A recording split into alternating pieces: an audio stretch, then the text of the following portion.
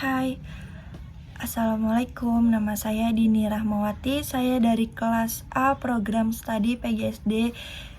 Kali ini saya akan mempresentasikan bahasa dan sastra Indonesia di SD modul 7 sampai modul 9. Kegiatan belajar 1 ada konsep puisi anak.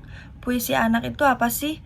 Puisi anak adalah puisi yang dikonsumsi anak yang isinya sesuai dengan lingkungan anak, usia anak, dan memiliki nilai-nilai yang dapat membentuk sikap, budi pekerti yang luhur, serta memiliki nilai seni.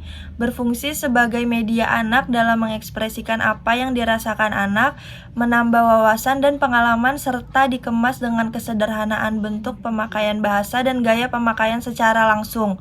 Perkembangan puisi anak sampai saat ini tidak sepesat perkembangan puisi orang dewasa.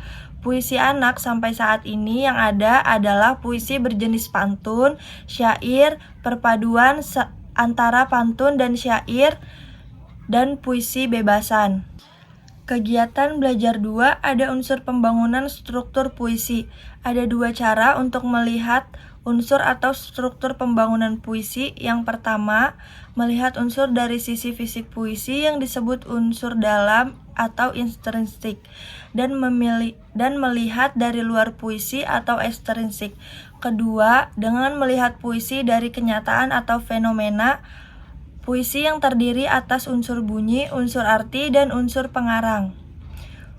Unsur intrinsik yaitu tema, amanat, perasaan atau nada dan suasana puisi, tipografi, enjawement, akulir, rima, citraan atau pengimajian, dan gaya bahasa.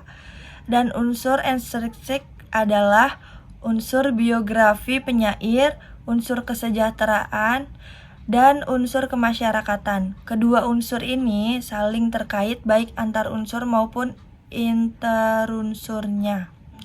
Unsur ekstrinsik meskipun unsur yang terdapat di luar puisi, namun keberadaannya sangat mempengaruhi keutuhan atau totalitas puisi. Lanjut, kegiatan belajar 3 ada latihan analisis puisi anak.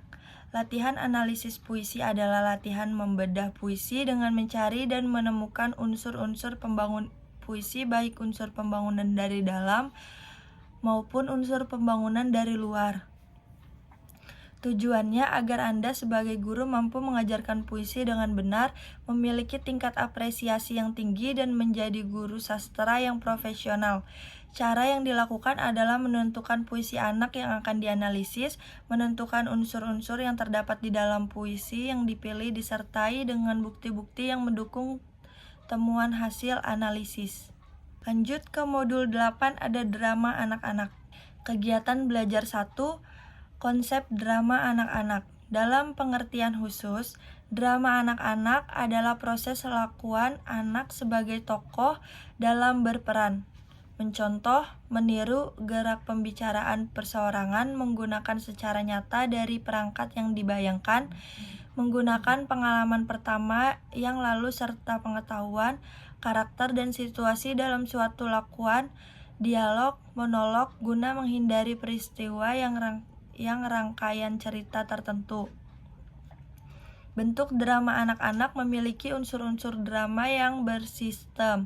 Antara unsur-unsurnya terdapat hubungan timbal balik dan saling menentukan. Suatu bagian yang utuh dalam drama anak-anak mempunyai unsur tokoh protagonis yang berasal dari lingkungan anak-anak, tokoh antagonis dan tokoh tritagonis atau tokoh pendukung, peristiwa yang membentuk sebagai alur dan latar yang padu, serta menunjukkan keterkaitannya sehingga membentuk tema kehidupan anak-anak.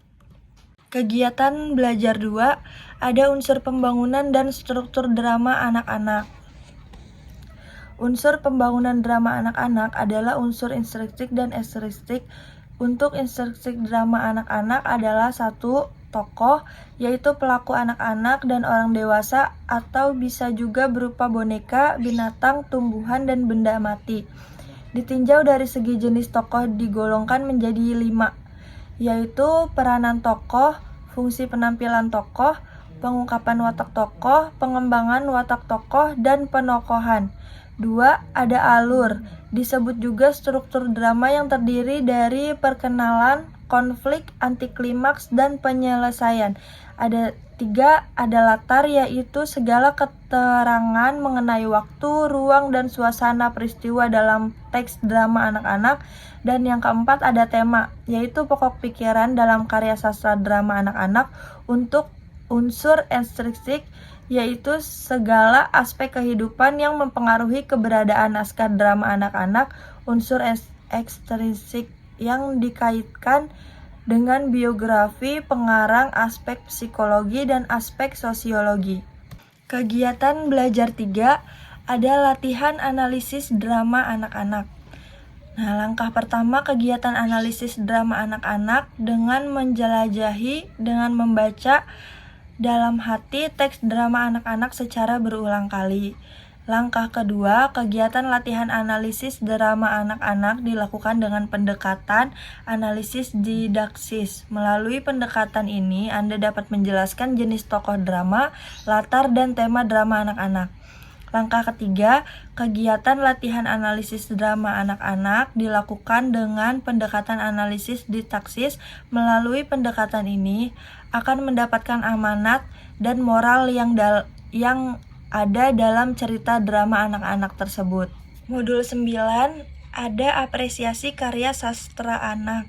Nah, kegiatan belajar 1 ini ada konsep apresiasi anak. Apa sih apresiasi sastra ini? Apresiasi sastra anak adalah sikap menghargai sastra anak berdasarkan pengertian tepat tentang nilainya, pemahaman, penghargaan, dan penilaian yang positif terhadap karya sastra anak. Penghargaan terhadap karya sastra anak yang didasarkan pada pemahaman. Penghargaan atas karya sastra anak sebagai hasil pengenalan, pemahaman, penafsiran, penghargaan, dan penikmatan yang didukung oleh kepekaan batin terhadap nilai-nilai yang terkandung di dalamnya. Kegiatan menggauli karya sastra anak dengan sungguh-sungguh hingga tumbuh pengertian, penghargaan, kepekaan pikiran kritis, dan kepekaan perasaan yang baik terhadapnya.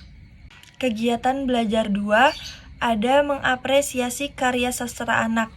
Mengapresiasi sastra anak secara produktif mengacu kepada penciptaan karya sastra konkret dan penciptaan kembali karya sastra melalui teknik parafrase. Mengapresiasi sastra anak secara reseptif diarahkan kepada kemampuan memahami, menilai, atau menikmati karya sastra. Apresiasi prosa secara reseptif dilakukan dengan mendengarkan cerita dan membaca cerita. Demikian pula dengan apresiasi puisi dilakukan dengan mendengarkan puisi dan membaca puisi atau membacakan puisi. Untuk apresiasi drama, satu-satunya cara yang terbaik adalah menonton pementasan drama secara langsung melalui televisi maupun video. Yeay, udah selesai. Kurang lebihnya mohon maaf. Wassalamualaikum warahmatullahi wabarakatuh.